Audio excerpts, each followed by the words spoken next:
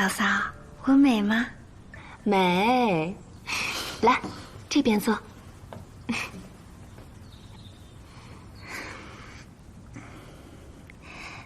嫂嫂，我今天嫁谁啊？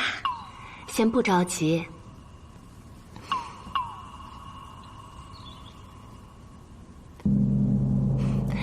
把这个茶喝了。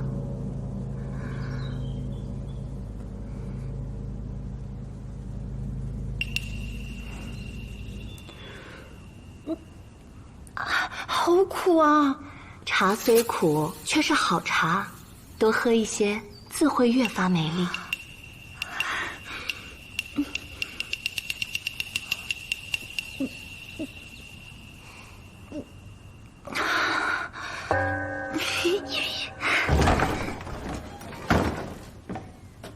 阿兄来啦！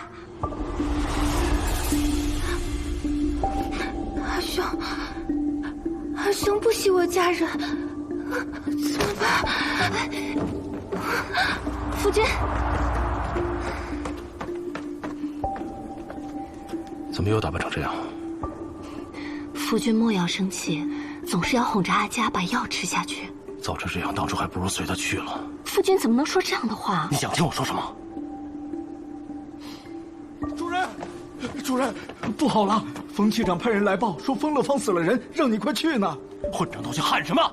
惊了小姐，我打折你的狗腿！阿佳，别怕，嫂子在啊。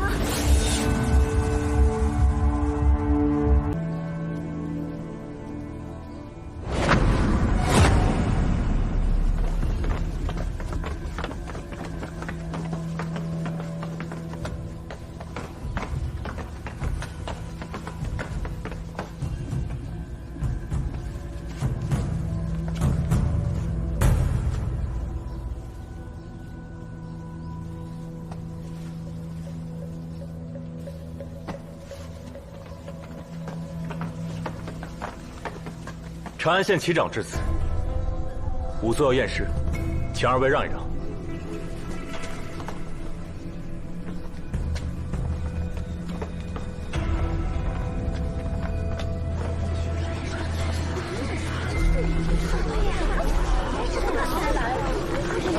让一让，让让，围下来，围下来，围下来。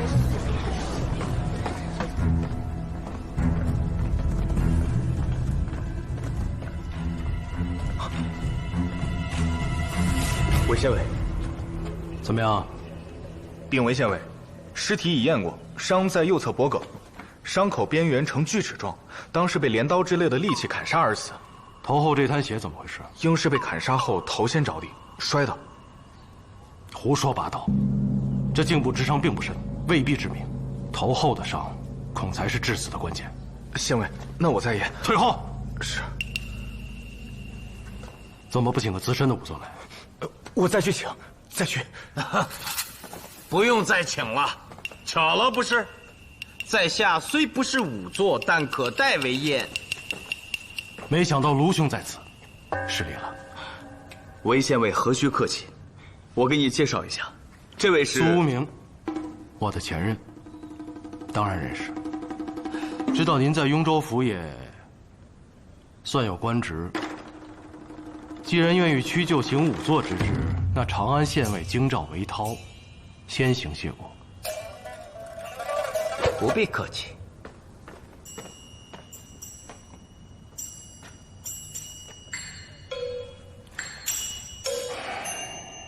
这应该是件普通命案，没想到卢兄比我先到。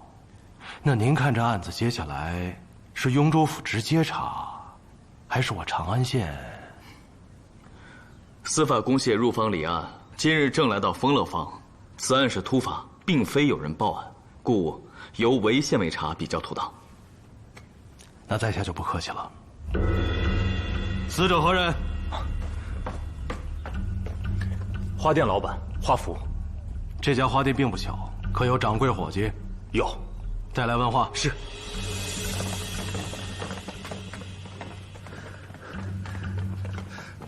小的姓张，是掌柜的。尸体是你先发现的？是啊，花店在午正时分要闭店，未出时再开门。全因我们老板格外开恩，给了我们半个时辰吃饭休息。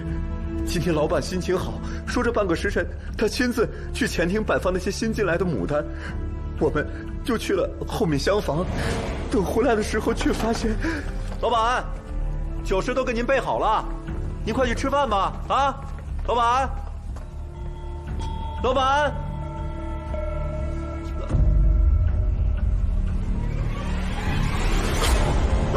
老板，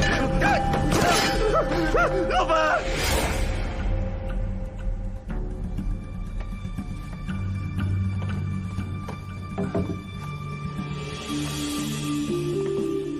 来，让开，让开，让开！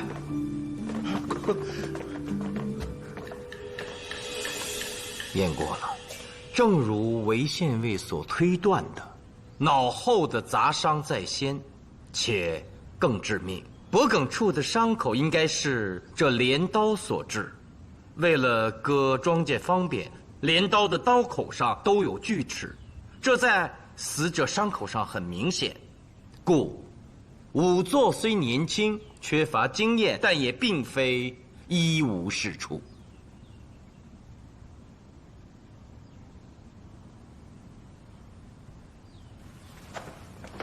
那头后之伤是何种凶器所致？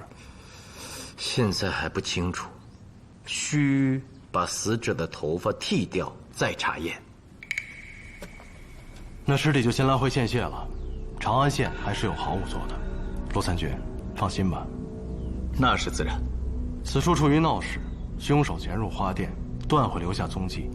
我拟通过走访调查线索，罗参军意下如何？是。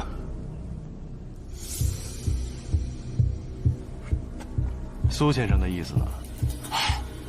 妥。你家老板可曾欠安社的钱？这，确实欠。刚才怎么不说？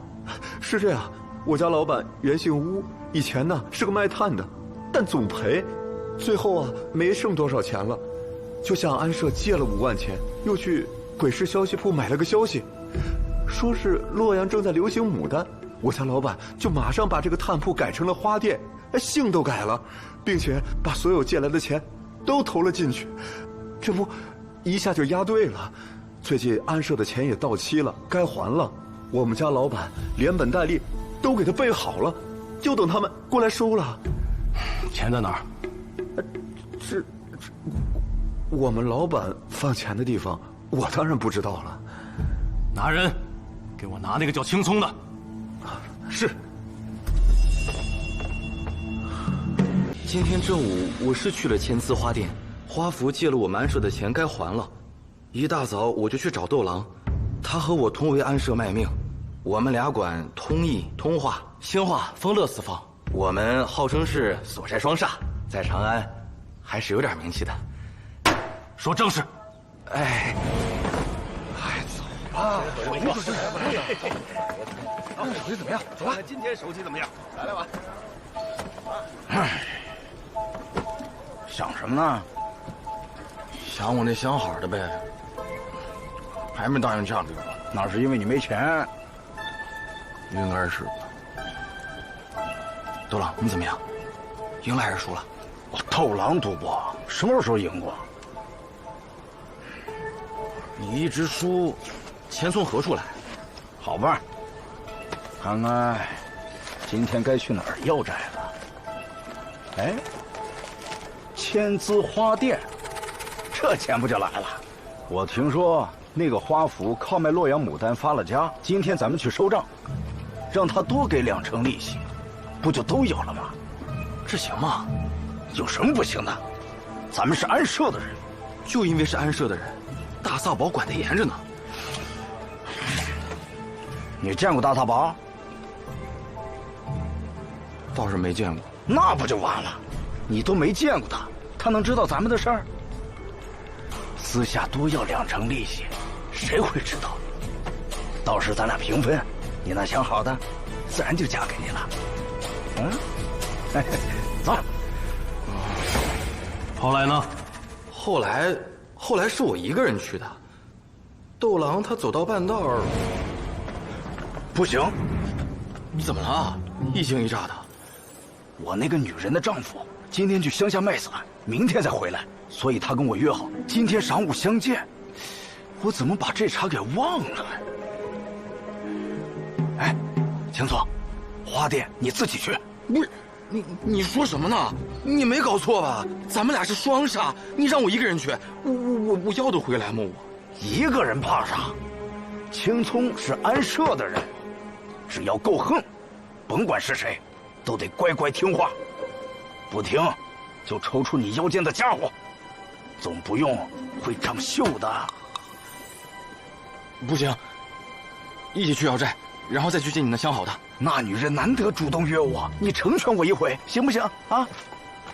我记得加收2成利息，不听就动家伙。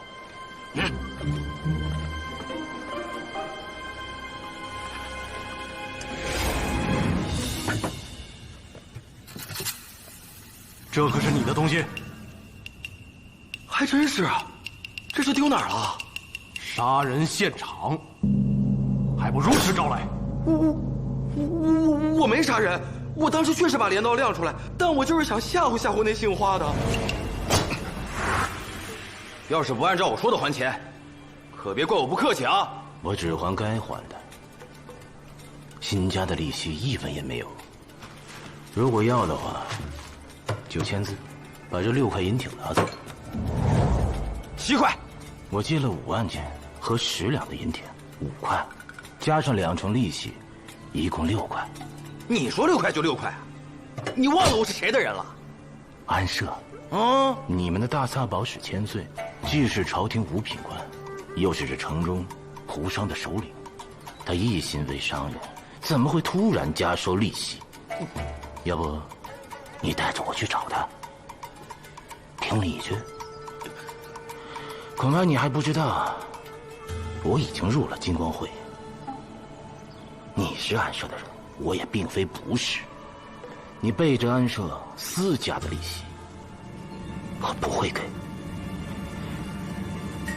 我还要去告你。我看你不想活了吧？你别哆嗦呀！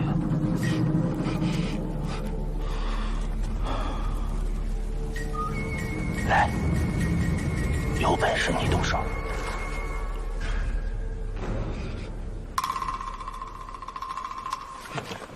你等着。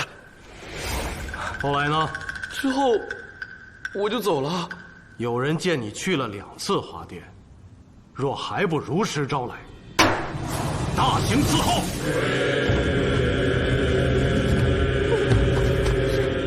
我后来是又回去了，主要是我刚一出花店，就看见梅梅了。让一让，让一让。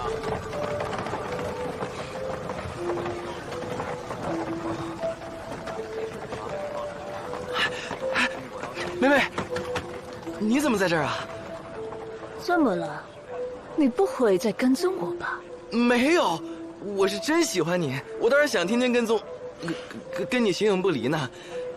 梅梅，你嫁给我吧，我发誓对你好。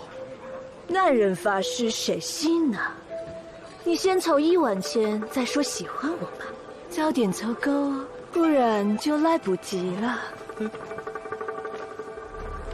我寻思这也甭管6块7块了，我先回店里把钱拿着，拿了钱以后我就去找梅梅，怎么向上交代我也不管了。那要是别人娶了她，我可怎么办呢？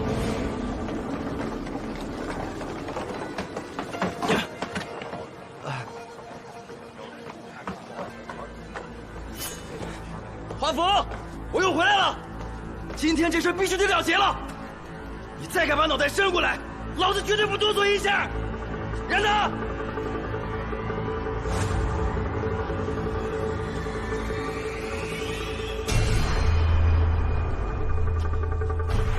当时吓得我镰刀都扔了，我就要，可是又一想，既然人都死了，那银挺，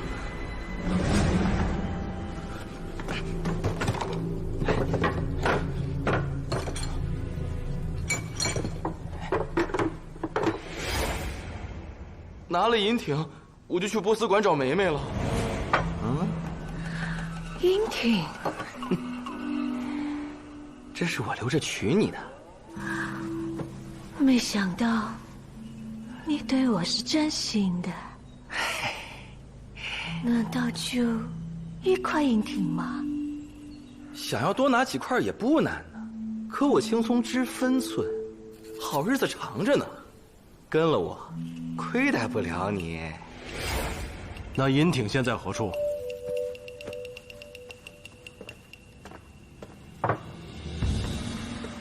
青松，案发前后你的行踪，公谢自会查清楚。撒谎毫无意义，可懂否？我懂。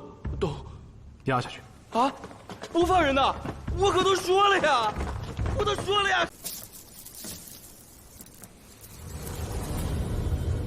罗凌风，来，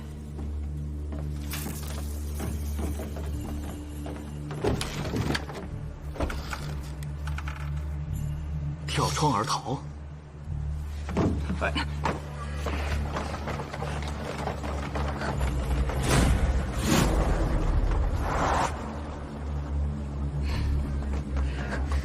你快点儿！好狗不挡道，赶紧给我让开！我若是不让呢？我可是安社的人，你不想活了吧？安社的，你不会是斗狼吧？既然知道我的大名，就赶紧让开！还真是你啊！你旁边这位胡姬，可是你好兄弟青葱的相好，你这么做，太不仗义了吧？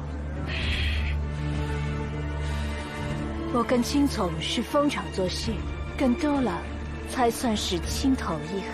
你闭嘴！青葱你也认识？你到底谁呀？连他你都不认识，你还在长安混呢？听我一句劝，赶紧缴械求饶，要不然有你好看！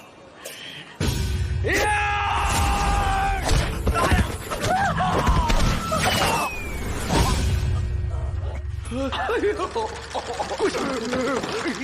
妹妹，斗狼，你们怎么在这儿啊？我去拿此人，没想到让卢兄带回来了，韦某惭愧。韦兄何出此言？我也是正好碰到。您这就自谦了，嫡公弟子果然名不虚传，韦某佩服。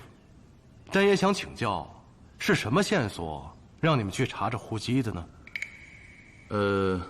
这个，苏明，还是你来说吧。先前青葱回忆时是这么说的。难道就1块银挺吗？梅梅这么问，便是知道青葱收账的数目。斗狼说去会相好的，应是借口，而梅梅出现在花店附近也不是巧合，是你知道青葱软弱，专门让梅梅去刺激她的，是也不是？斗狼，他说的是真的。你和梅梅，你们两个背着我。梅梅，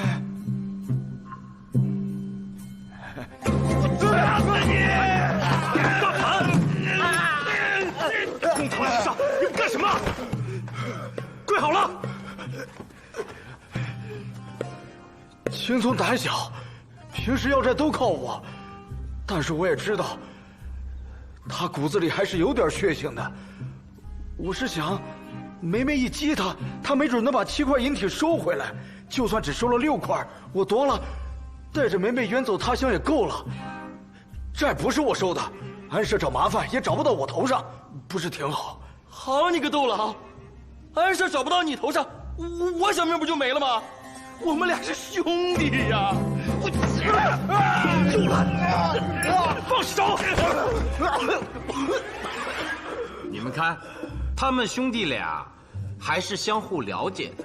这青葱确实有点血性。斗狼，你是如何谋杀花福的？从实招来。那人不是我一个人杀的。青葱去找梅梅时，我就躲在屋里。就就1块银锭吗？想要多拿几块也不难呐，可我青葱知分寸，好日子长着呢。我打的是7块银锭的主意，想着至少也有6块，结果他就拿了1块，计划不就落空了吗？我索性自己去花店。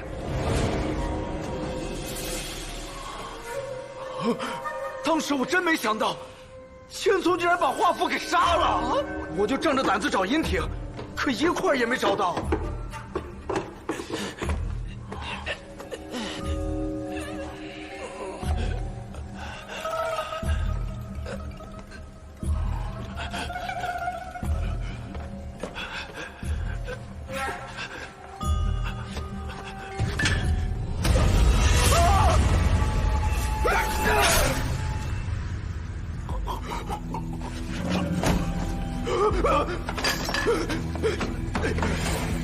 这么说，花府脑后之伤不是你所为？当然不是我了，是他。秦操，你拿什么家伙砸的？你一次砸死他好不好啊？他连累我也成了凶手。胡说，我可没砸。少官，就是他杀的，他杀的，不是我。你还会说我杀的？大胆狂徒，一再藐视公堂！来人，拖下去，各打20大板。这不是我，少官，少官，少官。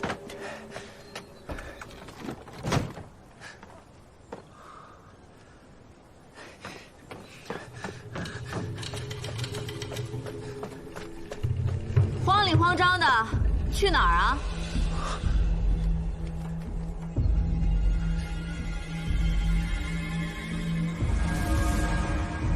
谁家的小娘子如此放肆？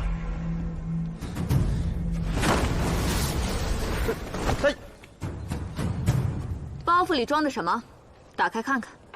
我凭什么给你看？凭这个。你有疯病吗你？滚开！哎呀！你这个打我！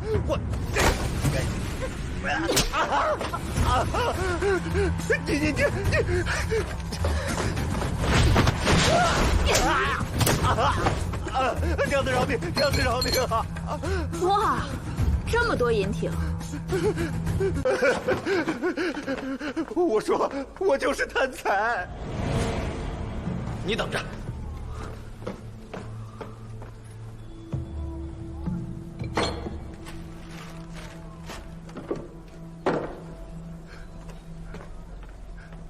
安社的人没拿银锭，我就索性躲在那儿，想看看老板把银锭藏在哪儿了，好找机会偷出来。结果，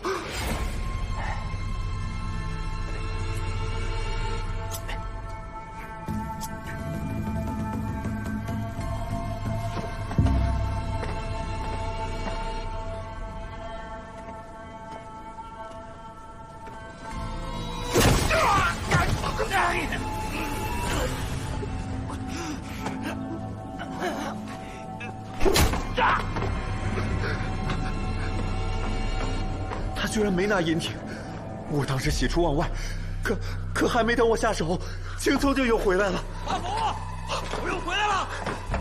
今天这事必须得了结！你再敢把你脑袋伸过来，你看我犹豫一下吗？冉德！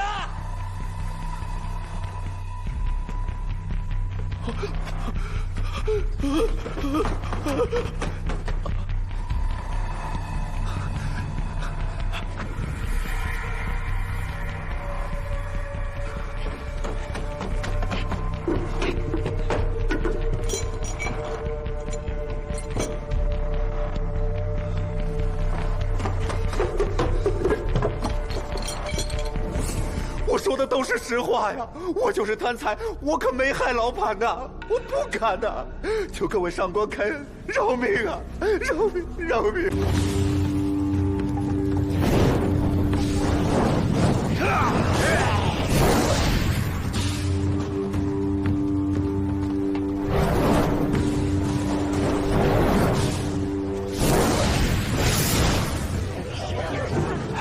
来了来了！月月有神，今又有神，我神降临，今至进宫。鸡手刀，鸡手刀，鸡手刀，鸡手刀，鸡手刀。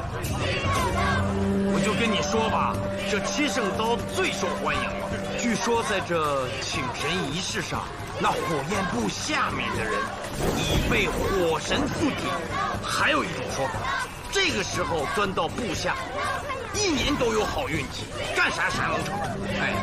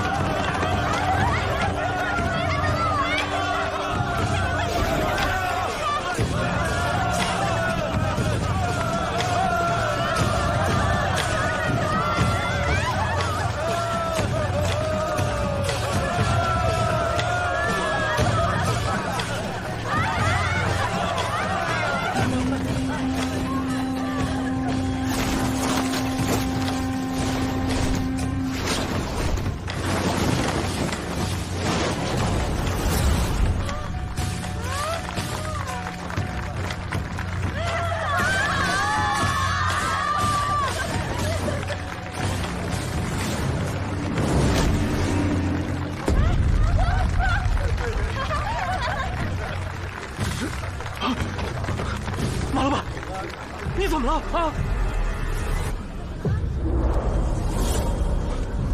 马奎他死了！啊，马老板。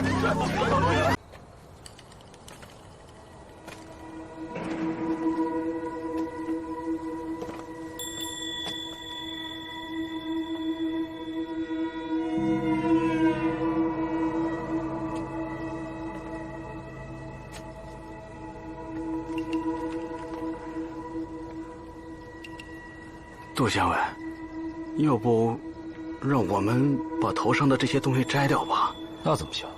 这对探案至关重要。啊！你去那边，把案发时你们几个在火焰部下的位置都画出来。啊！去呀！是。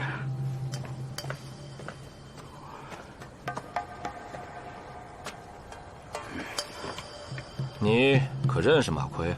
认识倒是认识。但不太熟。怎么个不熟法？最多见面打个招呼。哦，那今天你们参与游神，马奎有何异样？倒无异样，他挺高兴的。嘿呀，我这大镰刀虽然是木头做的，但是它的锋利程度绝对能砍死人。嘿嘿，这是啊，我专门找人用最好的木头做的。哎呀，看看，哎，他能不高兴吗？本来这个月七圣刀成员没有他，他是花钱临时买的位置。买？跟谁买？是何必吗？我就是听说，多嘴了啊！不，这嘴多得好。我问你，马奎可是向先助何必行贿而得到这个位置？说，还真不是。何必啊？是长安最大的商人之一，根本就看不上马奎，而且之前的7个人早就定下来了，又都是何必亲自遴选的，谁愿意让出个位置给别人呢？那马奎是在哪儿花的钱呢？我听说直接找到大萨宝。啊，史千岁啊！对，马奎不知道花了多少钱，请大萨宝出面帮他说情，这才买了这个位置。还有吗？没了。去画押。啊，还要画押呀？我这也是听说的，我也不确定啊。你看那个书里啊，他不是傻子，你说的听说他就会记听说，懂不懂？去吧。是。哎，你这是怎么了？怎么看着忧心忡忡的？我担心的是啊，这马奎一死，他的买卖怎么办？现在东市，就属他的胡椒生意最大。嗨，我这是不是瞎操心呢？我这，你做什么生意啊？我是珠宝商，不卖胡椒。不，二位石老板才是做胡椒生意的。小的10千，小的10万。你们跟马奎亲如兄弟啊！顾马奎一死，悲痛欲绝。我也是。哎，都做胡椒生意，还能亲如兄弟，不容易。毕竟商人逐利，他的生意最大，没抢你们买卖？哎呀，杜县尉有所不知啊，马奎的生意是我们兄弟二人扶持起来的，他的店铺也有我们的股钱，他的生意做得大，我们也多挣啊。是。原来如此。图画好了吗？画好了，画好了。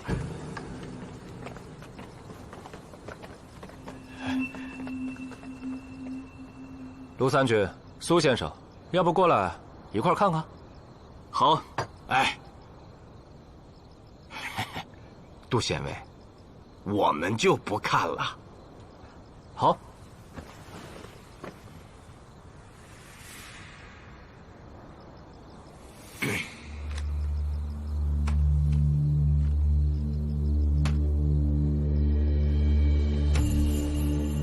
这也看不出什么来呀。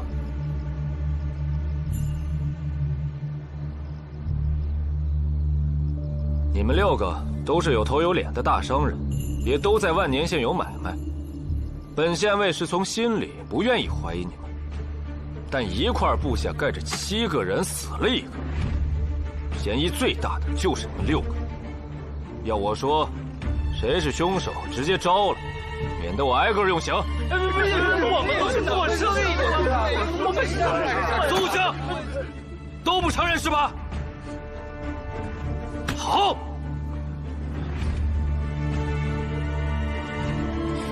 那看来，这凶手就只能是趁乱钻入火焰部下求转运的行人了。那好了，你们可以走了。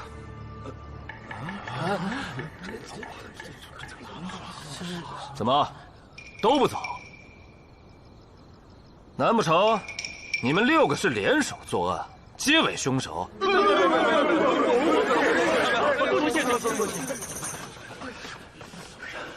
县尉，就这样叫他们走了？不然呢？这凶手若是看热闹的，那岂不是更不容易找了？探案哪那么容易？可破不了案，咱们万年县不就被长安县给比下去了吗？这雍州府的上官也还在。放肆！你又不是县尉，丢脸也轮不到你。明知上官在此，多什么罪？下去。是。2位见笑了，这时候也不早了，就快宵禁了。要不然2位先……我们也该走了。杜县尉，多有打扰。哎呀，乍看之下，这个杜预审案过于儿戏。你真觉得儿戏？当然不是，所以我说乍看之下嘛。那现在呢？现在卢参军一定已经有了自己的想法。哼。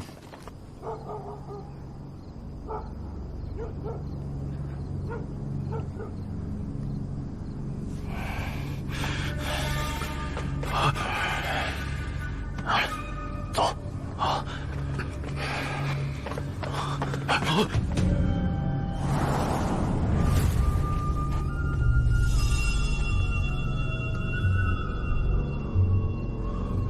刚从县械出来就要出远门啊？用不用我送你们一程？哥，怎么办？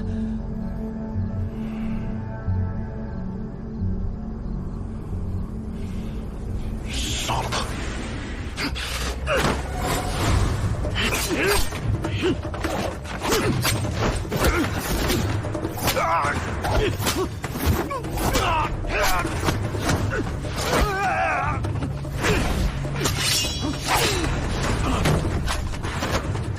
安迪，快跑！我拖住他！跑！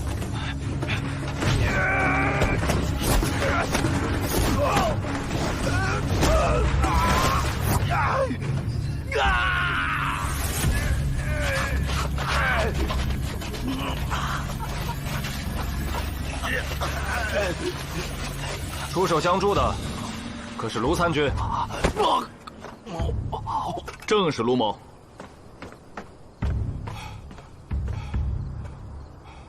我这点心机，还是被你们看出来了。这初做生意的本钱，就是你们借给他的。是啊，所以我们亲如兄弟。他死了，不该怀疑我们呐。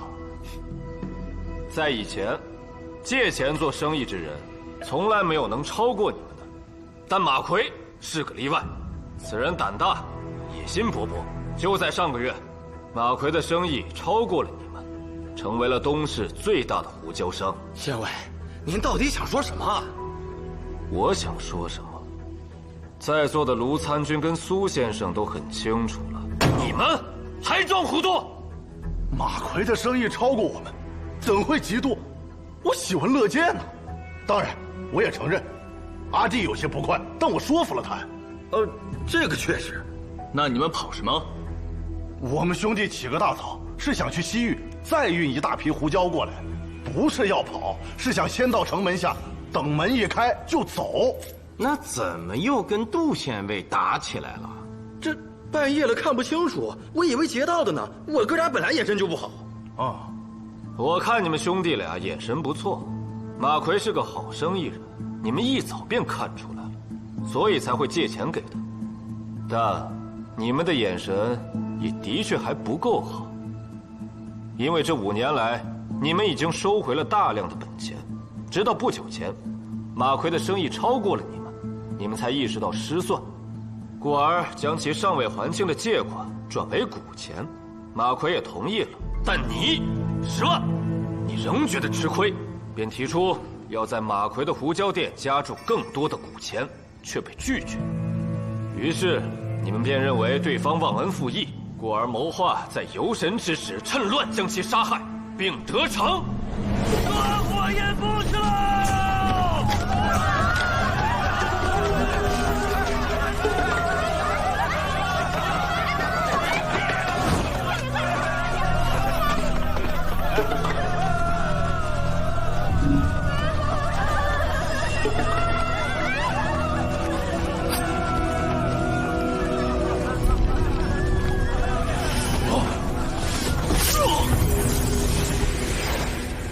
仵作何在？在。验尸所得，念来。是。死者马奎，短刀割入脖颈，深近5分，割入时间当在临近虚正10分，别无其他。死者马奎系10万砍杀，实前为帮凶。本县尉没冤枉你们吧？县尉来的正好，要不一起看看？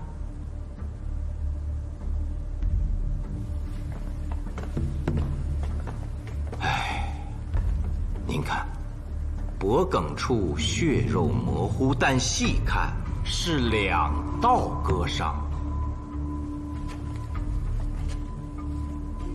这2道伤口长短深浅有别，短的这一刀，深不到5分，应是10万所割，但并不是致命伤。长的这一刀，深达1寸7分。食管、气管全部被割断了，1寸7分，在仵作之学上是及时丧命的尺寸。据石氏兄弟交代，他们在偷袭马奎之时，马奎并未反抗，亦不躲闪，应是当时已被人先割了喉。苏某在第一时间看过尸体，当时那假镰刀没入死者脖颈，这1寸7分的伤口就是他造成的。可那假镰刀是木质的，本不能杀人，除非什么？除非有外力重击刀背，以寸巧之劲将假镰刀砸进了他的脖颈，致使其丧命。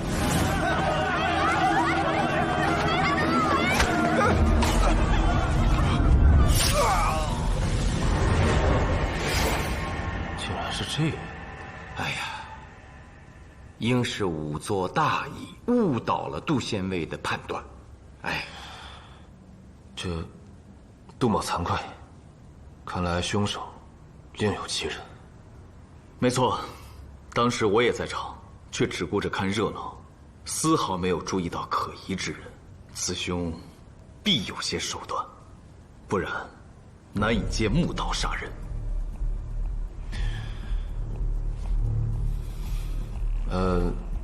可眼下应当如何查下去？杜某也一时没了主意，还望卢参军不吝赐教。当从马奎的仇人查起，远的不说，被他顶替的那位7圣刀成员，对马奎当心生恨意。对呀，被取代之人一定心有不甘，甚至怀恨在心，但不至于杀人吧？何况最终名单由我权衡，被取代者定是我能说服之人，又何必绕弯子，直接告诉我是谁？他本来一肚子气，你们还要去找他麻烦，废什么话？说是谁？卢参军，我非说不可。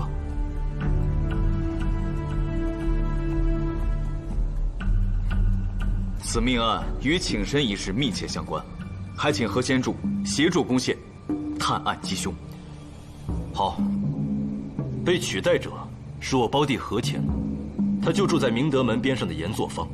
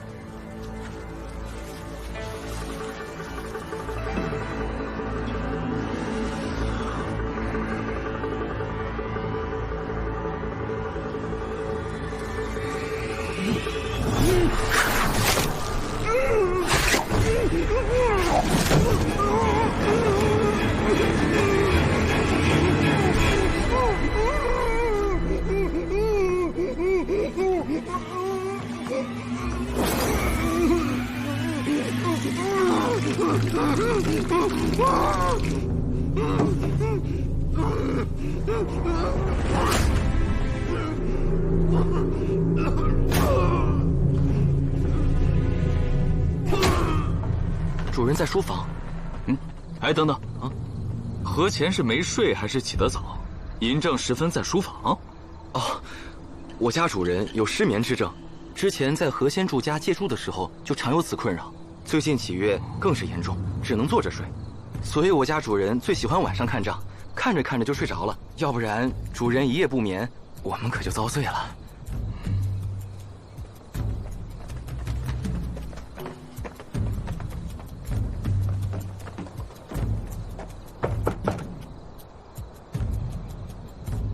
唤醒他。不敢。何乾，醒醒，攻陷长安。主人，您别吓着，是有客人来了。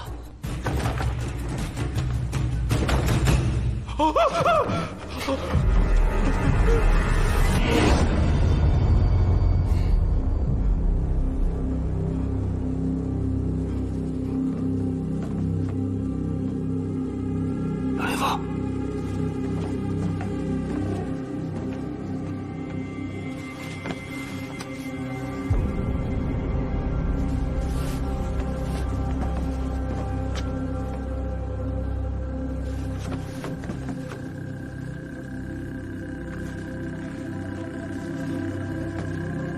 应死于寅初时分，半个时辰前。何人来过？没人来啊！主人亥时进的书房，我以为他早就睡下了。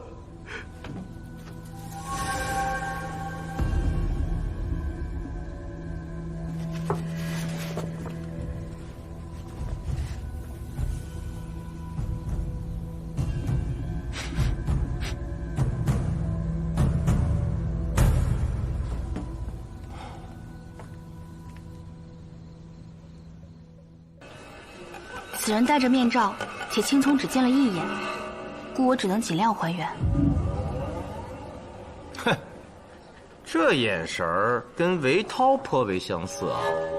苏明，这种玩笑可开不得。你也说了是玩笑嘛。我想啊，这韦县尉那20板子让青葱狠狠地记住了他。是不是我画的不对，帮不上你们？不是，青葱本是胆小之人，要债时更是虚张声势，擦肩而过之人，他恐怕看得没那么仔细。倒是韦县尉，把他吓得不轻啊。难怪，他说的时候就很含糊，故而我才画了这么久，且无用。哎，看似无用，没准就是大用。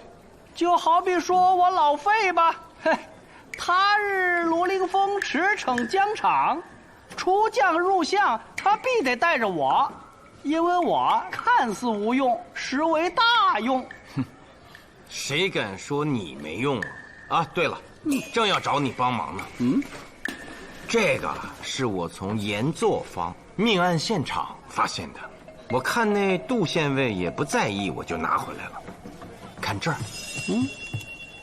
这可不是普通的水滴，水不可能留下这么明显的印记。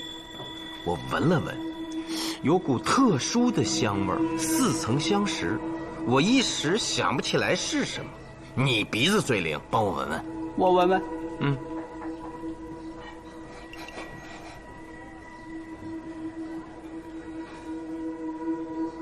还真是有香味儿，而且是不同寻常的香味儿。嘿，你找我这事儿就算是找对人了。我想想啊，这到底是什么呀？给。还真挺香。是尿。什么？真的是尿，不信你舔舔。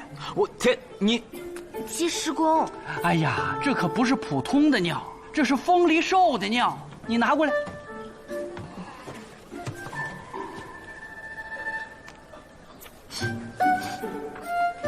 哎呀，费叔。哎呀，为了破案，舔一下尿算什么呀？没错，就是风梨兽的尿，如假包换，学称风梨液也。风梨兽，莫非是恩师狄公留下的那几卷书中所提到的？正是。我之所以闻过呀，是因当年我跟随恩师狄公去探望他的一位老友，那位老人家患有风疾，发作起来疼痛难忍，只有服用了这风梨液才能暂缓。那你们说来说去，不还是尿吗？这对破案有什么帮助？哎，这风梨液可不好找啊，那曾经也是千金难买呢。为什么是曾经？因为这风梨液能治风疾呀。哼，后来老朽不才，研制出一个方子，专治风疾，它就不值钱了。当然，我那个方子也不是万能的。我听说有一种特别顽固的头疼病，我这方子就无效，只有风梨液能克之，故而，如果死者没有这个病，那就是凶手随身携带的，这不就成线索了吗？哎，那得去药铺找吧？哎，药铺没得卖。我好像知道从哪儿查了。哎，马奎成为本约的齐声刀，确实因我替他说得清，但是我没有拿他的钱。我们并非来查此事，可我要跟你们说清楚，作为安社的社童，我爱护着长安的每一位商人，这也是天子授予我五品官职的原因。成为齐声刀的标准是有影响力的活仙徒。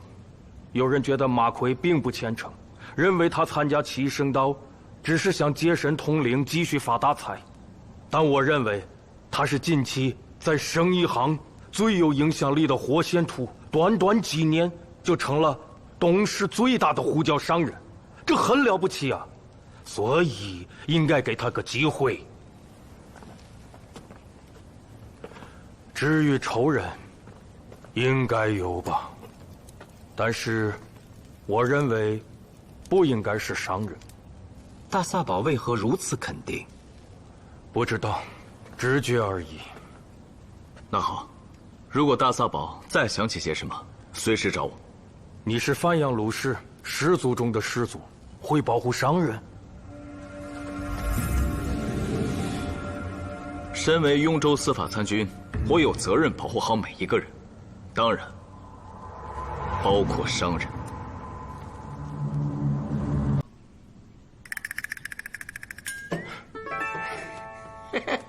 娘子，买点什么呀？怎么还跟着一个？老人家，打扰您休息了。我们想买一根风梨杖。什么杖？风梨杖。这是什么东西呀？没听说过呀。哎，我们可不差钱哦。要几只？你有很多只，那可是珍奇之物，点什么就能来什么的。知道。多少钱一只？100钱。啊？嫌贵呀？你要多买可以便宜啊！哎，买1只也可以便宜，毕竟像你这样貌美的娘子就该关照嘛！啊？等等，你这风梨杖是真的假的？当然是真的啦，每一根都是风梨兽煮过的。哎，等会儿啊，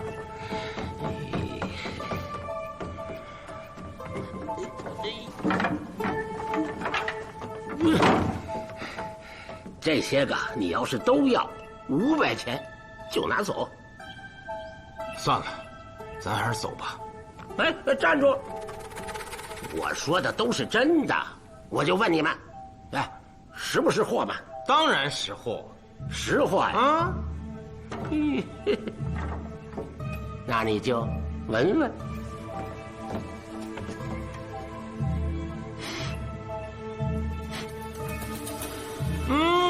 怎么了？看来还真识货。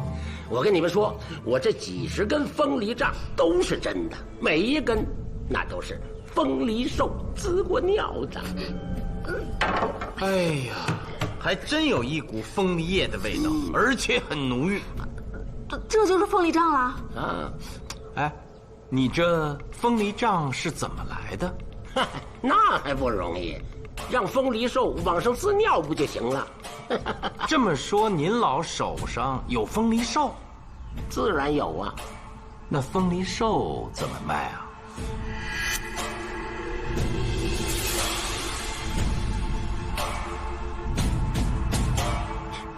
你是攻陷的人啊？这风梨兽可是在太府寺禁兽名录里的。你来试探，要讹我？嗯？您老看看我像攻陷的人吗？我不是，我就想买一只风梨兽给家里的老人治头病。嗨，那就直接买风梨叶不就行了吗？哎，我这有。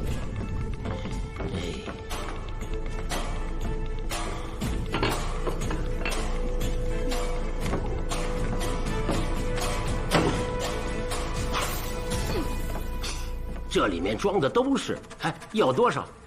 不过想好了再说，因为这个贵，1万钱1两。嗯，多少？你这风梨杖这么便宜，这个怎么这么贵啊？哎呀，这怎么能比呢？这几根破木头有什么用啊？还什么，一点野兽坏人都死了，哎，再一点好东西都来了。那都是骗人的，我这里装的可是真正的好东西。风疾是什么病啊？那是身子麻动不了，都瘫了。哎，用了我这个东西之后，你便能健步如飞。嗯，1万钱，还贵吗？啊，还贵吗？嗯，那这么贵，有人买吗？有人买没人买，这与你何干呢？真是。雍州府查案，如实回答。我刚才说我不是攻谢的人，没说他不是啊。还不如实回答他的问题。娘子，我这可是真正的100年老店呢，因为此店是在我80岁那年才开张的，今年正好是100年。你有180岁，我不是来听你吹牛的，说实话。我的意思是说，此店在开张的前几十年里，确实有人来花高价买过我的凤梨叶。店面虽偏，可也曾门庭若市。也不知道是谁出了一个专治风疾的方子，真够缺德的啊！断我财路。所以这一坛子封存了10几年，都无人问津，故而这尿香才会如此浓郁。不是药香，药香。你是说最近10几年，一次都没卖出去过？没卖过。你看这坛子上都是尘土。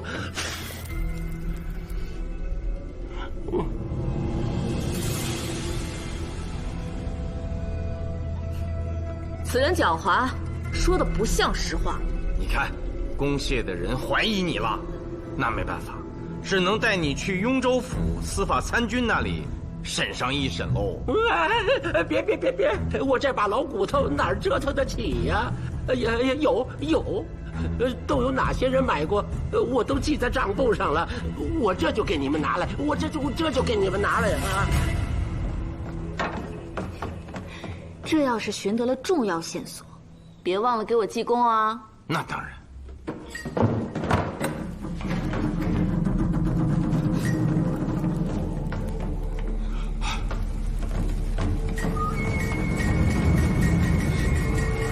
韦县尉，你家新出土的伐越柱石可以给我们看看了吧？当然可以。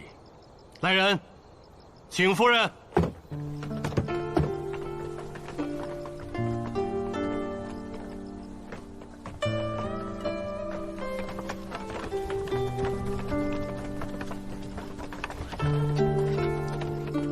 那就请崔翁、崔相以及卢兄为伐越揭幕。哎，不可！京兆韦氏的家传之宝，定当由你韦涛亲自揭。那好。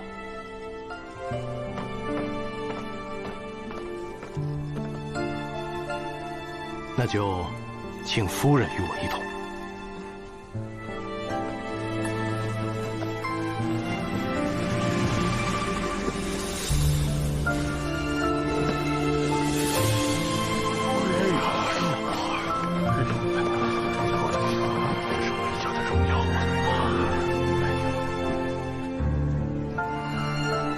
城南围渡，世代相交。韦县尉，听闻令夫人出身京兆杜氏，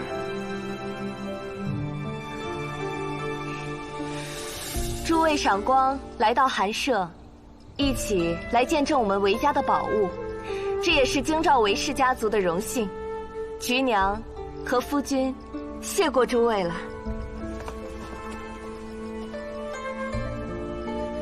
能有伐柱出土，真是幸事啊！这可是魏晋时的伐柱，至少是北朝时的旧物。裴小姐慧眼，正是北朝之物。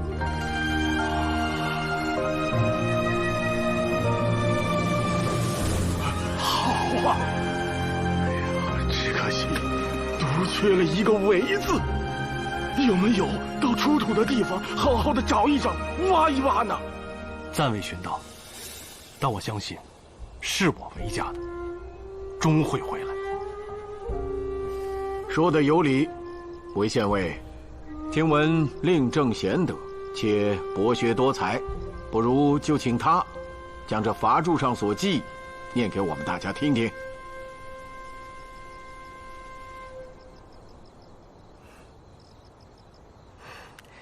崔相，菊娘不敢遵命。此罚是为氏至宝，罚文也该由为郎念给诸君听。果然是大家闺秀，进退有据啊。韦桃，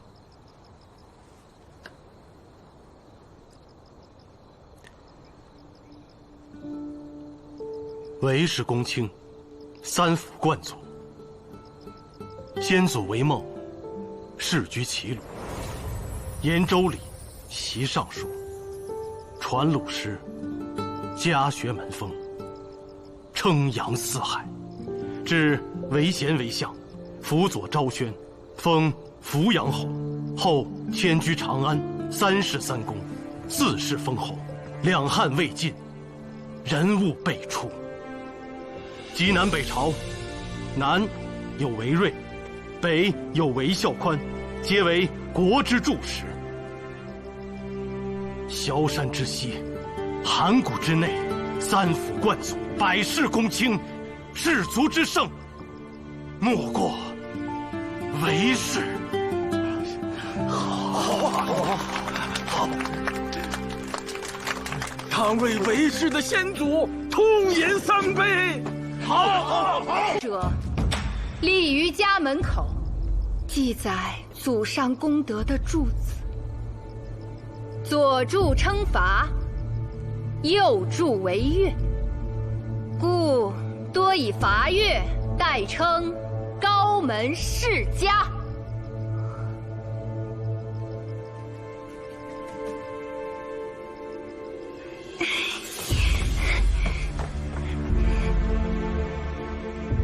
我出身于京兆韦氏，是高门世家的小姐，我不能嫁商人，我不能嫁商人，我不该嫁商人。嫂嫂，我不该嫁商人，我不该嫁商人。舍妹尚在病中，诸位莫怪。来人，把她带回去。罚月在此，我愧对韦氏门庭，我愧对韦氏门庭啊！我当撞死！如此疯闹，把她给我带回去！我是京兆韦氏，我是高门女子，我不该嫁商人。嫂嫂，我错了。如今这是得了什么病？就是老百姓口中的疯病。可找郎中医治？当然找了，还开了药，成效甚微，更不能受刺激。大喜大悲都是这样。我倒是有个朋友，是药王孙思邈弟子，曾在洛阳为公主解人面花之毒。若蒙信任，改日我请他来，帮韦家姐姐诊治。如此，那真的是太好了。我替舍妹先谢过喜君妹妹了。你这是怎么了？为何如此悲伤？家父失踪多日，活不见人，死不见尸，能不悲伤？哦，你呢？啊，我是来寻我阿兄的。你阿兄在哪里做买卖？西市，做香料生意。令尊也是商人。父亲是东市最大的布料商。哦，今日已经在布政坊求先生保佑了，但是好像根本就没有，所以只能来这鬼市，再求神灵保佑。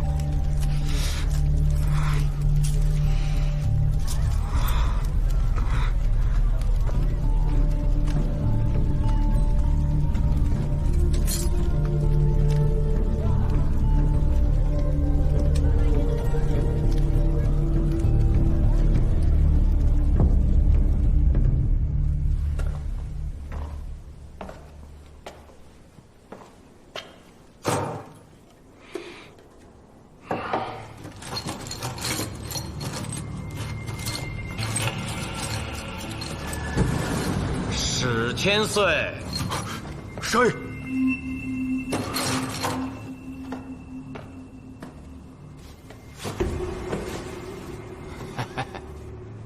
苏明见过大撒宝。苏无名，今日在布政坊，咱们不是才见过吗？不会这么快就把我忘了吧？你跟踪我？那倒不是，偶遇而已。大萨宝真不愧是安社社统，既是东西两市最大的香料商人，又拿着朝廷给的俸禄，还能在这鬼市再建一座仙祠敛财，你可真厉害。这座庙不是我建的，是鬼市上做买卖的人自发建成的。我今天来也不是为了敛财，而是真心祈祷。据说在鬼市更能接近亡灵，而这些所得我会捐给安社，为那些惨死的商人们料理后事。照这么说，除了花府、马奎和钱之外，还有别的商人也死了？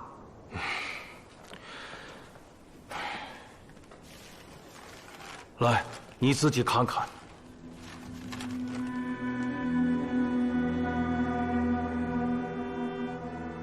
居然有6人之多。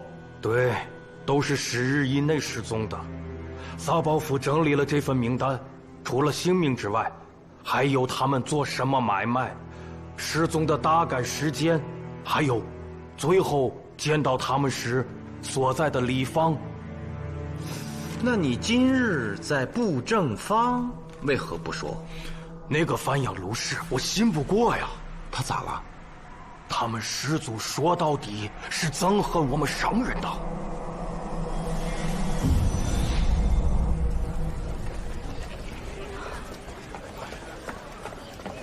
费叔也不知道跑哪儿去了，鬼市这么大，该去哪儿找？哎，长安里坊图你带了吗？带了。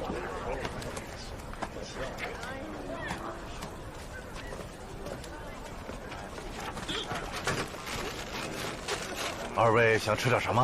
啊，借你盏灯一用。喏。兴道安人安逸，善和大安重化。花福死于丰乐坊，马奎死于进宫坊，何钱死于盐作坊。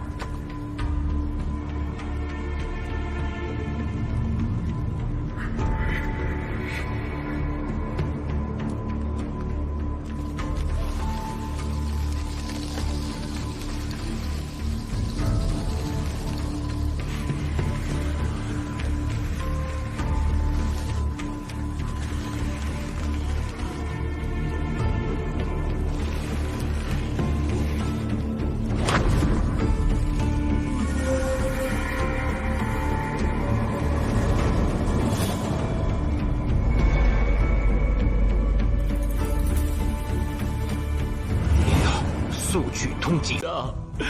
原谅我不孝啊！祖上，是我陈宠无能啊！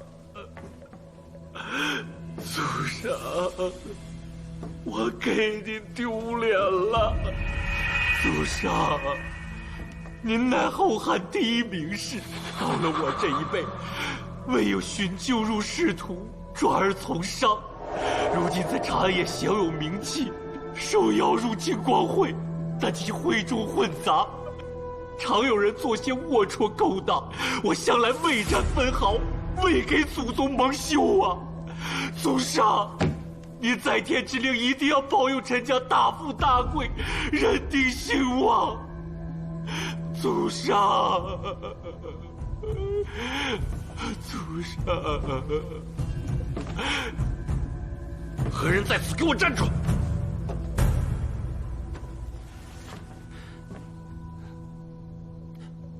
大胆贼人，竟敢入室行窃！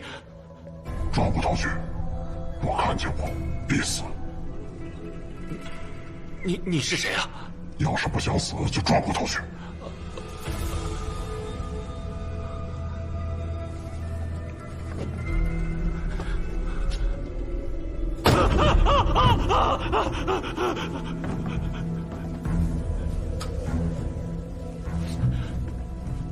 你不是贼，刚才是我冒失，请恕我不恭，请恕我不恭。失敬了。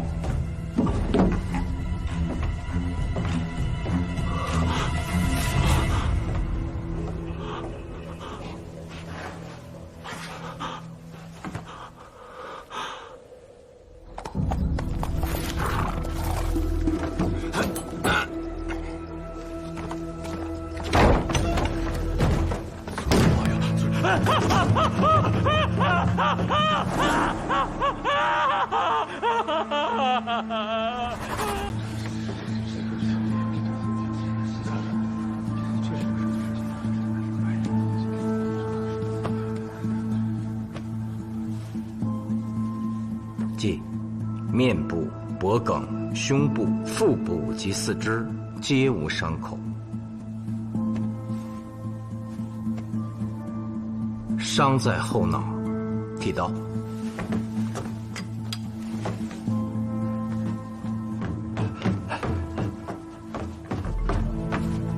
苏先生，重化坊发现尸体，虽有些腐烂，但从衣着上来看，应是本方失踪的商人。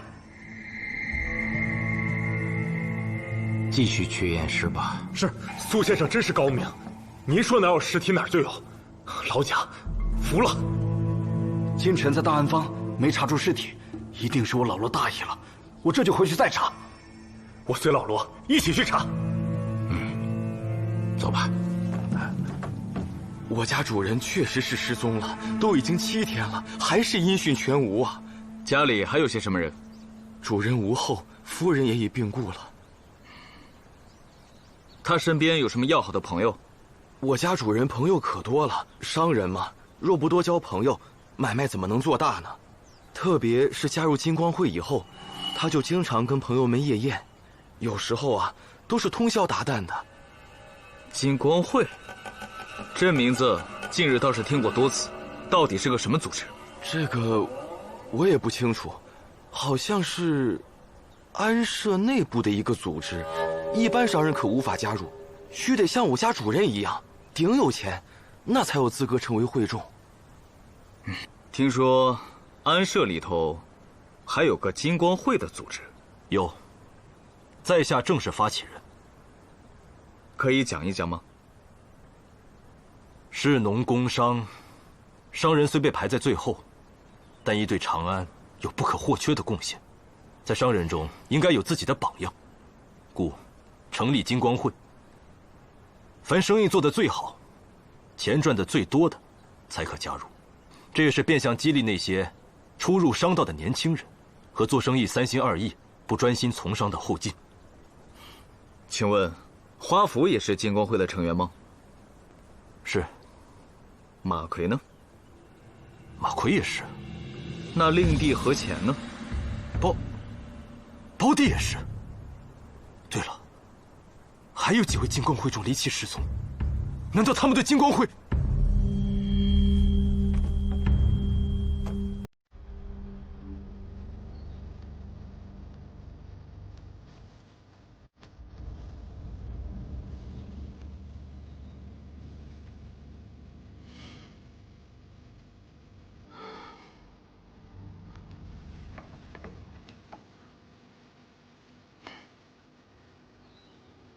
您的先人是汉魏名门，颍川陈氏之祖，被人敬称为陈太丘；太丘之孙则是曹魏重臣陈群，开创九品官人法，亲手拉开士族时代大幕之人。正是正是，只是我叫祖宗蒙羞了。昨日夜里，你府上真的来了贼？不像是贼。应该是刺客吧，可是也不知道为什么没对我下手。现在想来，应该是祖宗庇护吧。具体经过能跟我讲一遍吗？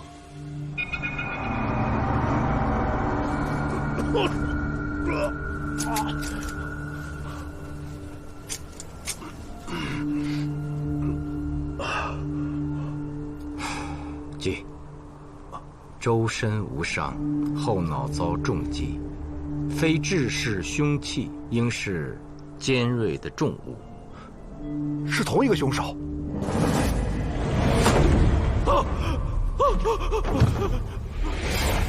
那布袋里装的应是凶器，按你之描述，像是一个铁坨，或者是一块大石头。像，那声音又闷又沉的，是很像。你靠卖靴子把买卖做得挺大，听说已经做到长安第一，那也一定加入了安社吧？正是，也加入了金光会。卢参军这也知道啊？是啊，1个月前社统应允，我也就加入了金光会了。金光会平日都做些什么？其实，就是在金光会馆，大家一起夜宴，吃吃喝喝，互通消息。这不是最近接连死了几个人吗？就停了。哦，也赶上金光会在城南的别馆进行扩建，想着这要是建好了，又要在一起聚上几日了。卢参军，这个别馆的位置可是风水宝地啊，扩建刚一动工啊，就在那里挖出了京兆韦氏和杜氏的法月呀。等等，2家的法月都在那里挖出来的？是吧？我也是听说，别的我就不知道了。多嘴了。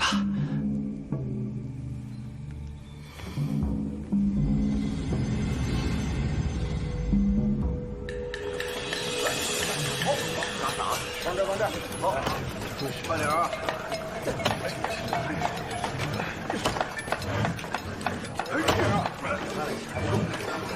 放这，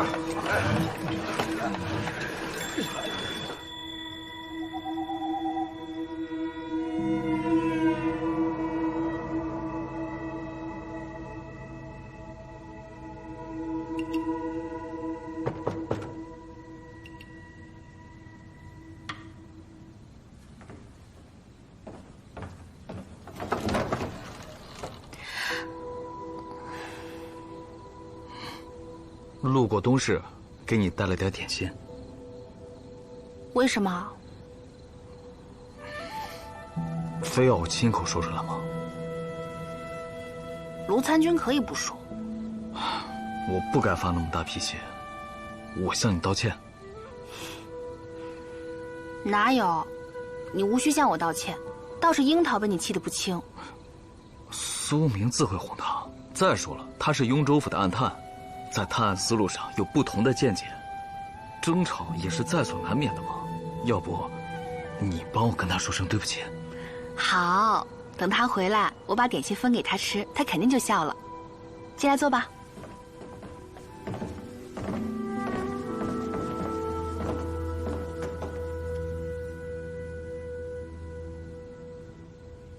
哎，这个你画的是谁啊？啊，维嘉姐姐，她只比我大2岁，小时候还曾一起玩耍过。她可是城南屈指可数的美女。我记得，她嫁给了扶风窦氏后，夫君门因入仕当了县令。只可惜过门没几个月，她夫君便病故了。哦，这便是她得疯病的缘由吗？你坐呀。哦，应该不是。我听说她后来再嫁过一个商人，为此和家门闹得很不愉快。商人？传闻是长安最大的商人之一。还真不是，何必是长安最大的商人之一，看不上马奎？怎么？你难道不认识韦县尉？当然认识，还算亲戚呢。不会是何必吧？何必兼任安社摄政，身份倒是对得上。但如今他已经搬到娘家，不会绝婚了吧？这我倒不清楚。不过，明日我可再去韦府探听一些消息。 3日来，我们分别在兴道、善和、从化、大安、安仁、安义6方各发现了一具尸体，身份都已确认，就是先前失踪的商人。连同之前的花符、马奎、和钱，共9具尸体，我都运回来了。哎，先说说你的验尸所得吧。除了马奎、和钱死法比较特殊外，其余7具皆是重物砸击后脑而亡。还有就是，凡是在长安县发现的尸体，死者都被砸2次，其中1次凶器很尖利；而在万年县发现的尸体，后脑是被相对平整的重物砸击，且一击致命。很显然是凶手的力度更大一些。我这里也有些收获。是关于金光。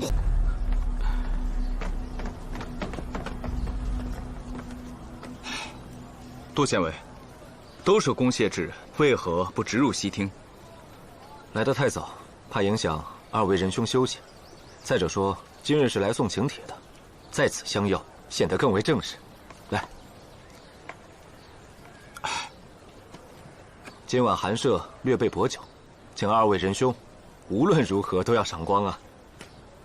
观赏杜氏法乐，您家也有祖上的宝物出土了，可喜可贺。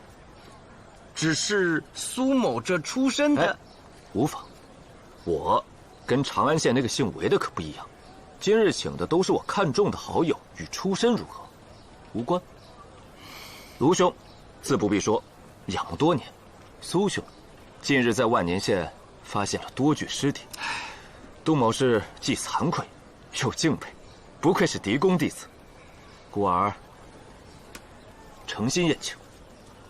哎呀，若如此，承蒙杜县尉好意，反正苏某是准到。多谢杜县尉盛情邀请，我去。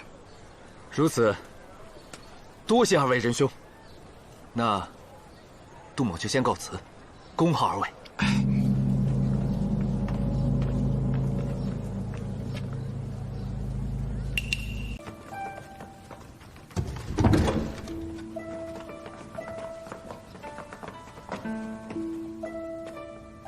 还请陆相、内侍，帮我为家族的月柱接彩。就等此刻。好啊。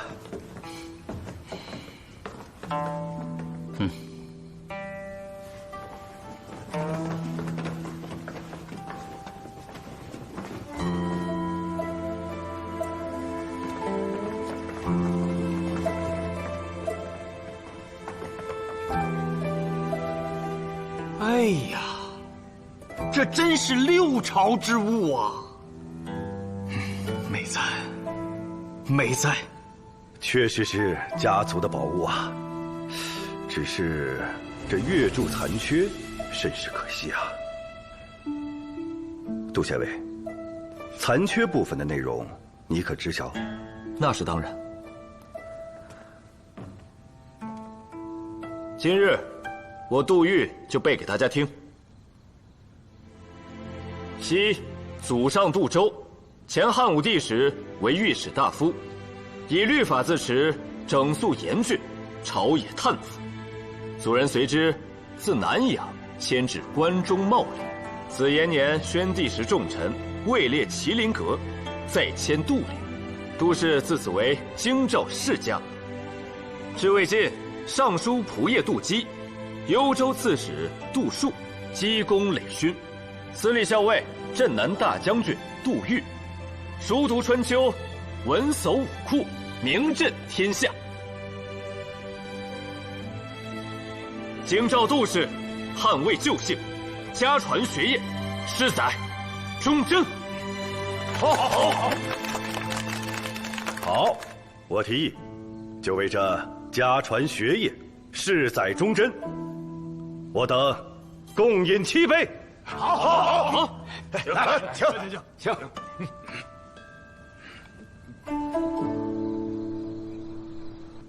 来，请。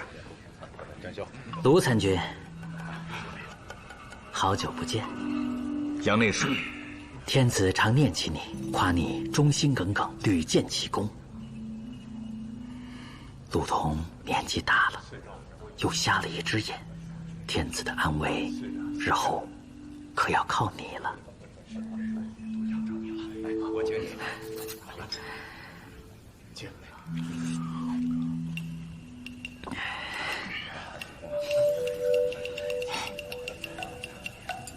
真是没想到。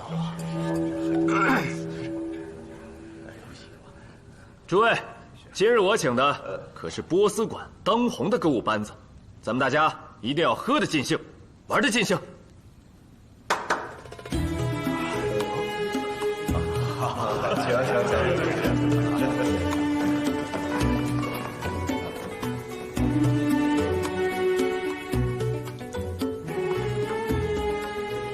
陆相抱歉，我先失陪一下。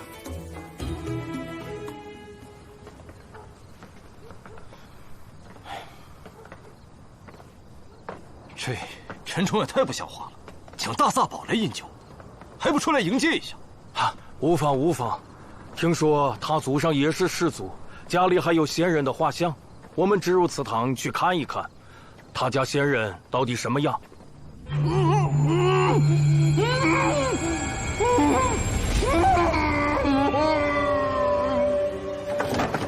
陈冲，你人呢？大萨宝到了，还不出来迎接？这就是他家祖宗啊，很普通嘛，画的也普通。我想在贵市，几文钱就可以买到这样一幅。是啊，他们有什么好骄傲的？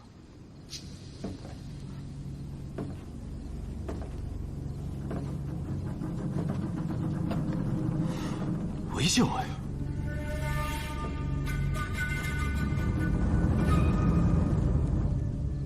陈冲也请了你，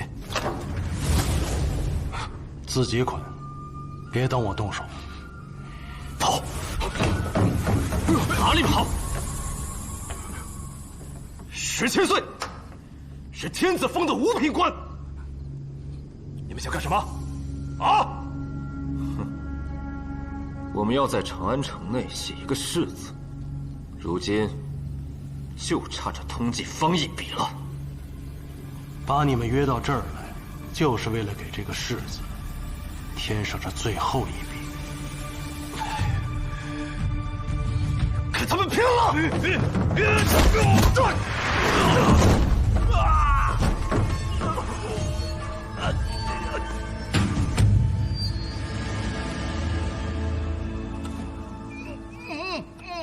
太丘公在上，晚辈韦涛。晚辈杜预，诛杀奸诈邪恶之商贾，血染宝殿，还请见谅。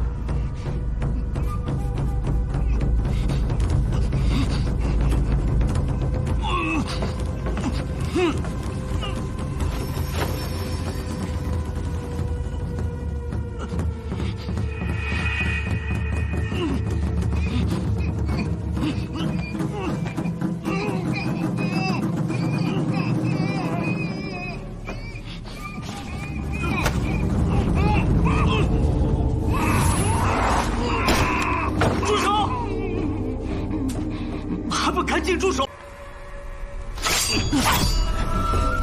好你个杜预，此事本与你无关。原来你拖延我至今是为了等他们一起来拿我。来呀，我韦涛何惧？事到如今，你说出这样的话，是要置我杜预于不仁不义吗？少废话！人本来都是我杀的，拔刀，拔刀啊！姐夫，小时候我就常跟你闹别扭，同为县尉之后，我更是扬言要灭掉你韦涛，那都是因为阿姐嫁给了你，那是从小把我带大，我最爱的人，我心生妒忌而已。可自从我们共巡法院，发誓要斩尽金光辉的恶徒时起，在我心中，你已是我的兄长。如今，你怎么能甩下我一个人承担这一切？杜预，姐夫，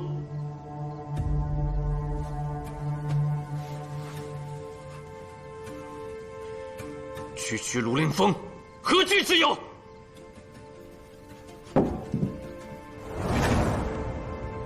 你我二人齐心合力，先擒住他，再宰了这2个奸商便是。哎，等等，你们都是高门士族，怎么着？这就要动手了？3天前发现陈崇是颍川陈氏之后，便未下杀手的，就是你杜预吧？是我，那又如何？苏无名，你说对了，杜预从未杀人，所有金光会的奸商皆我韦涛一人所杀。姐夫，他们能跟踪到此，定是已掌握了证据。你总往自己身上揽有何用啊？证据还真没有。不过卢参军已派人潜入金光会，刺探出一些消息。让一下，大伙儿都先把手里的活放一放，我给你们拿酒来了。来，装上吧！来！1个月前，金光会别馆扩建，挖地基的时候，在相距不远的地方分别挖出1根石柱子。后来请明白人来看说，一个是韦家的阀，一个是杜家的钺，都是宝物。那些苦力们虽出身寒门，却都听说过城南韦杜去天池舞。不对啊，我大唐长安和前隋的长安是同一个长安，而隋唐之前的长安旧址却在现如今长安的西北方向。可城南金光会别馆距昔日的长安应该不远，有以前韦杜2家的旧居所不奇怪。杨继，你接着说。不久后，消息传出去了，韦杜2家就分别派人来谈，愿意出重金买回。好啊，有了祖上留下的法玉，他们氏族就更了不起了。给我砸了！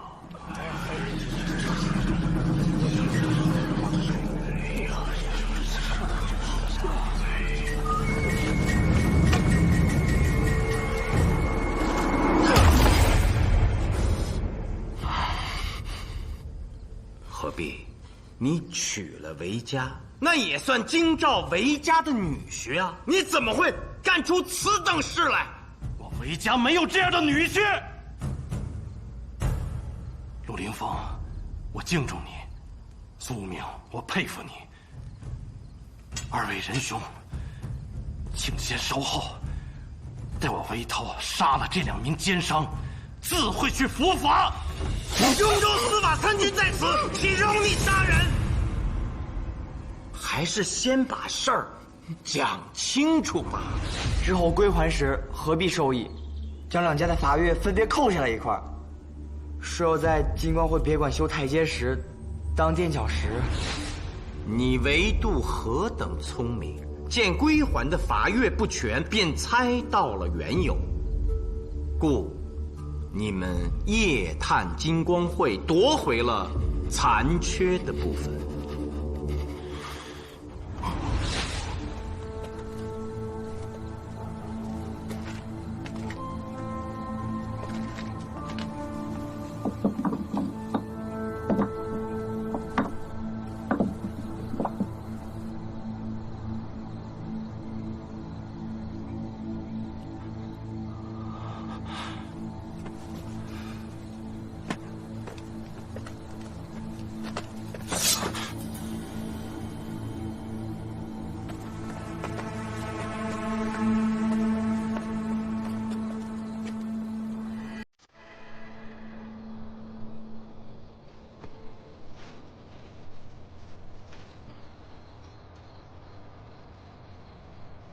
我相信，也正是因为那一夜，你2人才化干戈为玉帛。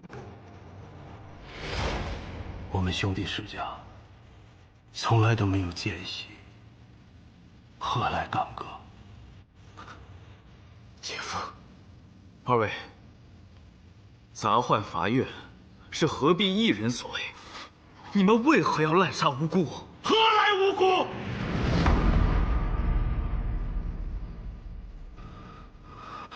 我再说一遍，所有人都是我一人所杀，与杜玉无关。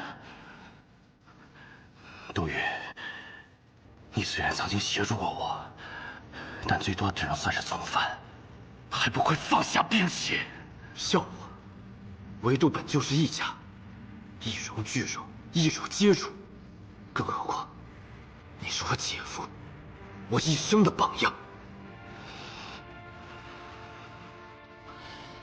哎呀，如果我没猜错的话，在你们达成的共识中，长安县的伤人由韦涛动手，万年县的由杜玉动手。杜玉，你每次杀人皆一击致命，有这么好的武艺，驰骋沙场，为大唐效力，不好吗？少说废话。阿弟，是姐夫带你走上了歧途。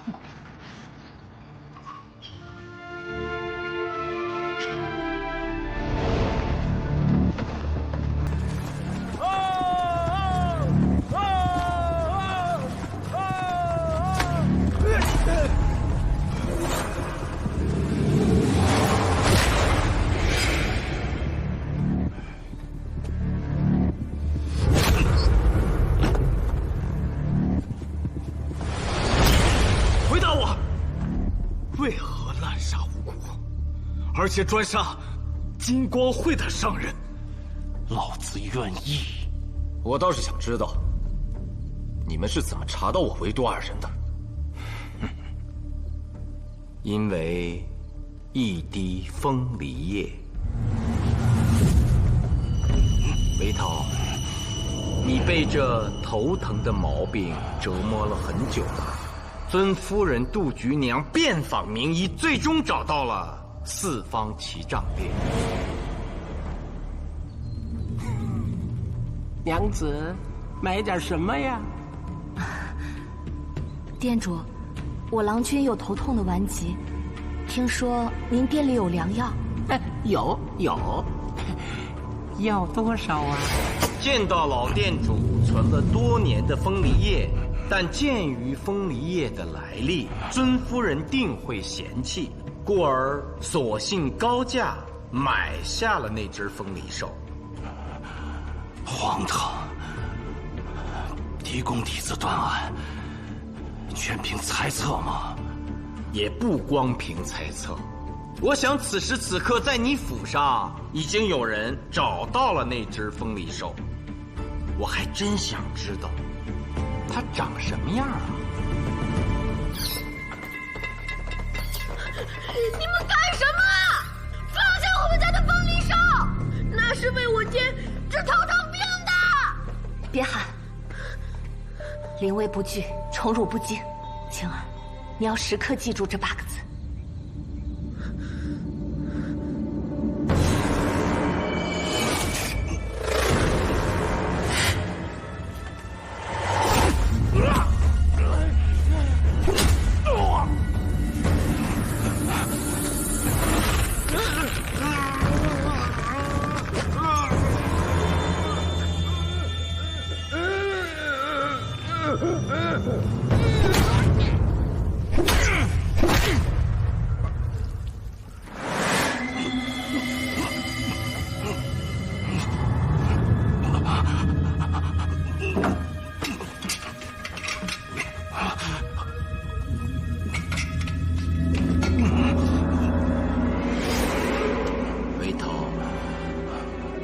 你杀何钱的手段如此残忍，不仅仅是因为他是何必之地，定有特殊缘由吧？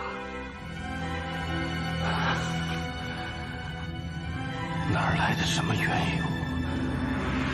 既然你们都查清楚了，杀人者为逃，无话可说。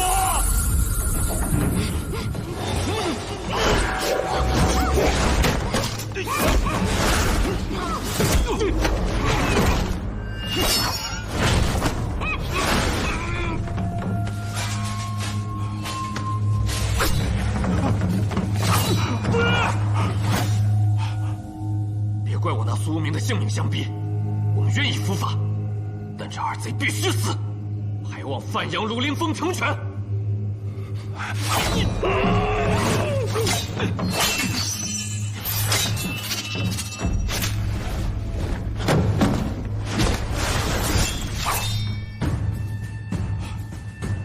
还不躲出去！哎，卢凌风，我拖住这个，你逐个击破。春夜翔，请你护好这2个人，韦渡二人，我能自己解决。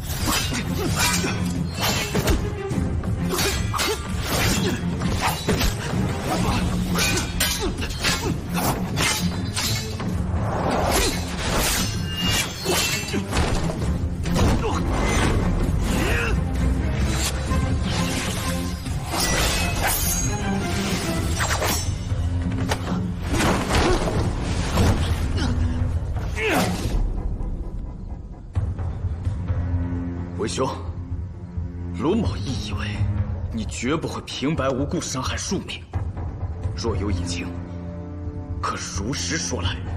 杀人者为头，无话可说。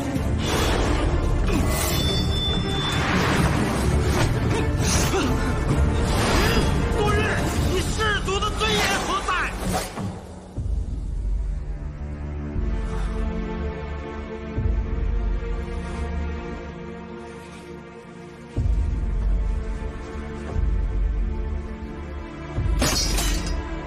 姐夫，长安城这誓字没写成，算是你我今生留下最大的遗憾。你莫寻短见，他是我们兄弟携手共赴黄泉，不好吗？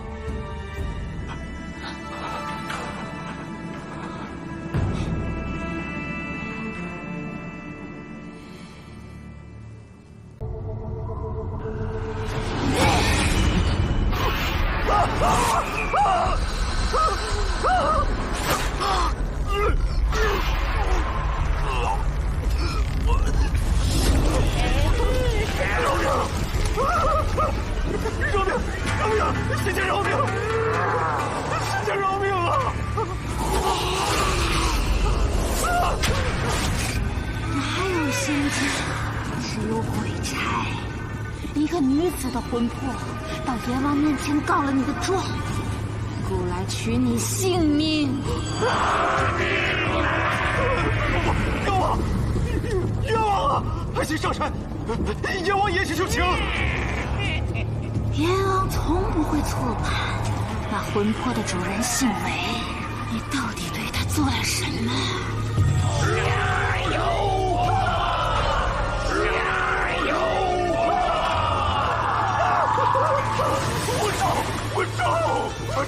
我招！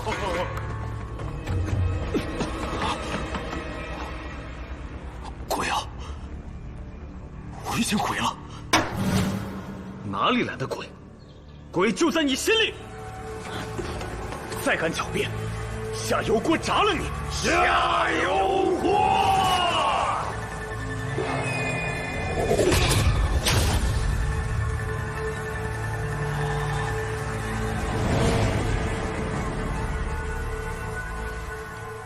赵，自古商人没有地位，为了在长安站稳脚跟，我便向新寡回长安的韦家小姐求亲。韦家高傲，韦涛更百般阻挠，可抵挡不住我手段高明啊！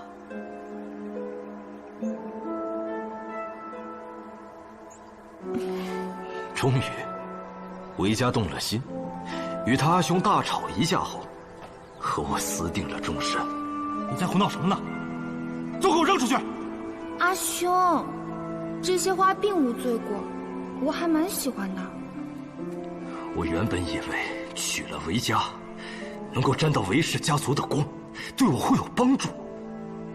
可我没想到，韦涛非但不帮我，还处处刁难我，我恨呐！后来我生意失败，欠了几十万钱，当时能帮我的只有史千岁，他这个啰嗦鬼。这失足女子到底什么样，我也想知道。若能得偿所愿，这几十万钱倒也能出。我知道韦家断不会从，我就只好下药将他迷晕。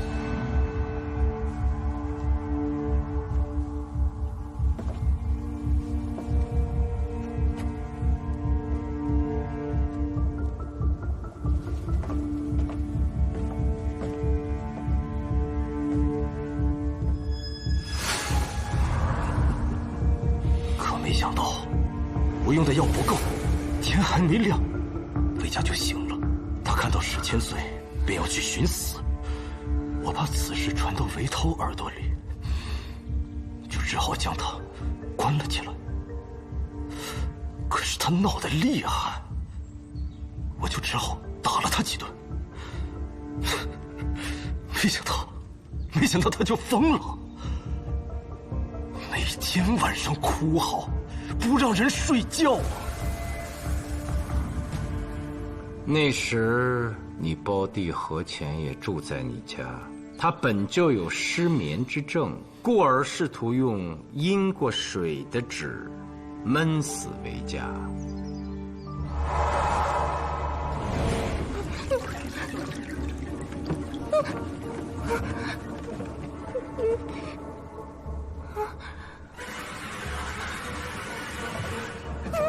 放开我！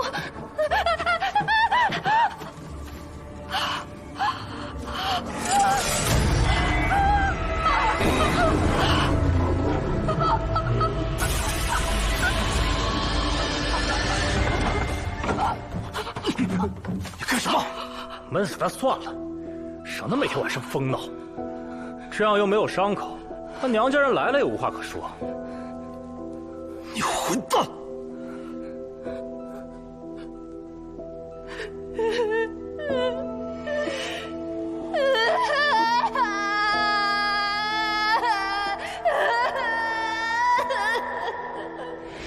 你救下韦家，并不是出于好心，而是发现了新财路。反正他都疯了，也怪史千岁，竟将这丑事都传了出去。金光辉被围堵杀掉的那几个商人，都愿意花千金换得与氏族女子的良宵，我就成全了他们。想那韦小姐必不肯从，是你一直用迷药迷她，你一手把她害疯了呀你！嫂嫂，我今天嫁谁啊？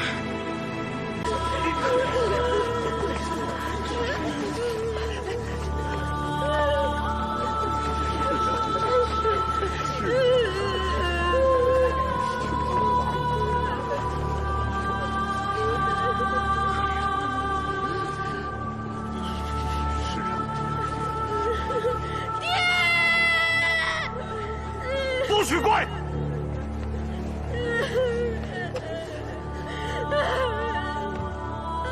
犯错的是我们，汝等乃氏族之后，不可向罪人下跪。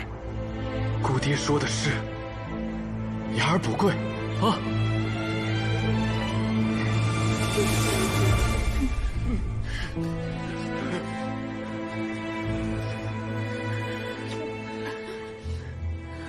韦郎、阿弟，你们放心，我一定会将庆儿和雅儿养育成人，韦家世世传诗经，杜家代代习春秋。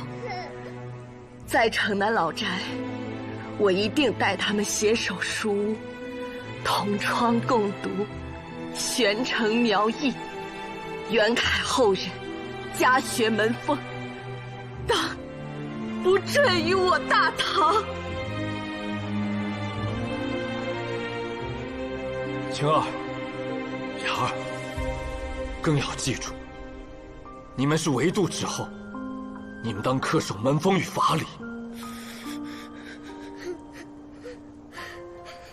你们还要好好读书，因为尊严不仅来自于血脉，更来自于你们腹中的诗书和对家国的忠贞。一爷，你们要记住此刻，你们要忘记今日。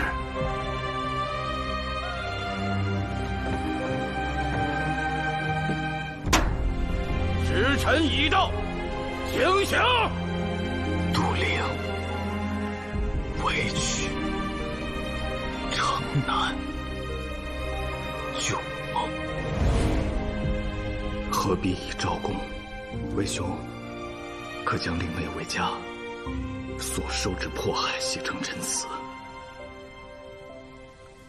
陆某愿为魏兄求情，在天子面前一试。不可，舍妹名节，还望保全。可你明日就……魏涛起初只为复仇，却被仇恨裹挟，行事越发失控，险些对无辜者下手，身为县尉，知法犯法。魏涛夺命数条，国法难容，令之。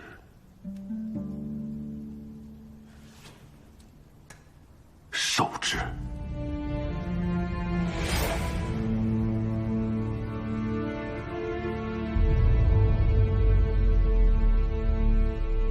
文兄，杜兄，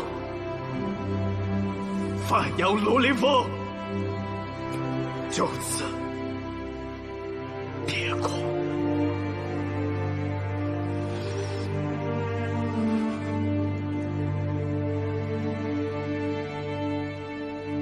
为郎，走好，来世我们还做夫妻。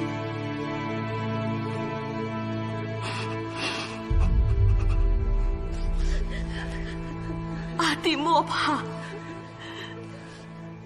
来生我们还做姐弟。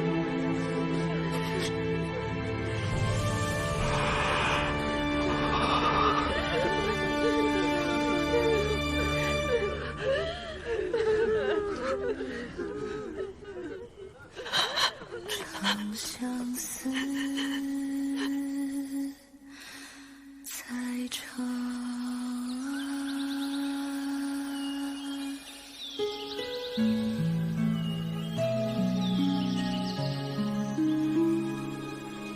落尾秋啼心晴蓝，为霜凄凄脸色寒。